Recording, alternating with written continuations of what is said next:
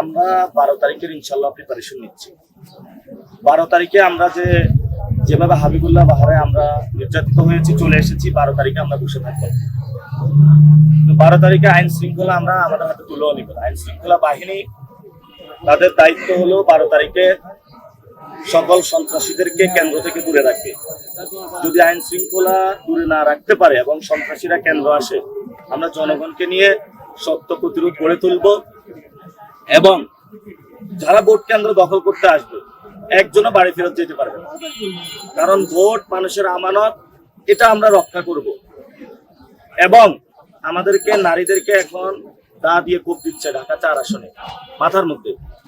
আমাদের এখানে এক বোনকে ক্যাম্পেইন করতে গিয়েছে, মাথার মধ্যে বরফ নিক্ষেপ করেছে, 4টা সিলাই দিতে হয়েছে। তা আমরা নারীদেরকে কিভাবে ইলেকশনে দাঁড় করাবো? নারীরা ভোট চাইতে গিয়ে এই ধরনের নির্যাতনের শিকার হচ্ছে। তারা তো নারী বান্ধব না, নারীদের উপরে নির্যাতনকারী। তা আমরা সেই জন্য আহ্বান জানাবো, 12 তারিখে আমরা আমাদের আমানত রক্ষা করব, ব্যালট বক্স রক্ষা করব এবং সেই দিন আইন শৃঙ্খলা বাহিনীকে বলবো ঢাকা হাটে আপনারা সজাগ থাকবেন।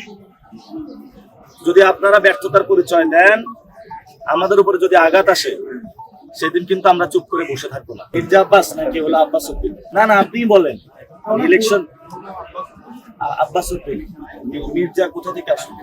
ডিফ্লেটের নাম লিখছে হলো জন্মগ্রহণ করছে নাকি শাহজাহান, উইকিপিডিয়াতে লেখা হলো কিশোরগঞ্জ। এখন ওনার ওয়াইফ, উনি তো কি মহিলা দলের সভাপতি?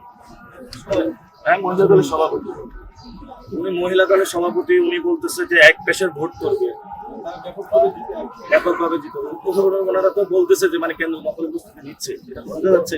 বা ইঞ্জিনিয়ারিং তো শুরু হয়ে গিয়েছে। নির্বাচন কমিশন নিয়ম ছিল কি, দ্বৈত নাগরিকদের দিবে না, ঋণ খেলাপিদের দিবে না, তারা তো দিয়ে দিয়েছে। এখন আপনার পকেটের টাকা, ব্যাংক থেকে 100 কোটি টাকা একজন ঋণ খেলাপি নিয়ে ব্যবসার নাম দিয়ে নিয়ে গিয়েছে। এখন নেওয়ার পরে সে ইলেকশন করতেছে, সেই 21 কোটি টাকার সামনে তো আমি দাঁড়াইতে পারবো না। আমরা এজেন্ট দিয়ে দিয়েছি, আমাদের এখন এজেন্ট প্রশিক্ষণের কাজ শুরু হয়েছে। তবে আমাদের যারা এজেন্ট ছিল অনেকে বাদ দিয়ে দিয়েছে, যারা সৎ দক্ষ টিচার ছিল তাদেরকে বাদ দিয়ে দিয়েছে। এটা ইলেকশন রিটার্নিং কর্মকর্তা, আমরা জানিয়েছি এটা বিভিন্ন জায়গায় বাদ দিয়েছে, এটা সব জায়গাতেই হচ্ছে। বিএনপি যারা রিলেটেড প্রিজাইডিং অফিসার তাদেরকে নিয়োগ দেওয়া হচ্ছে, প্রিজাইডিং অফিসারের ক্ষেত্রে বৈষম্য সৃষ্টি করা হচ্ছে।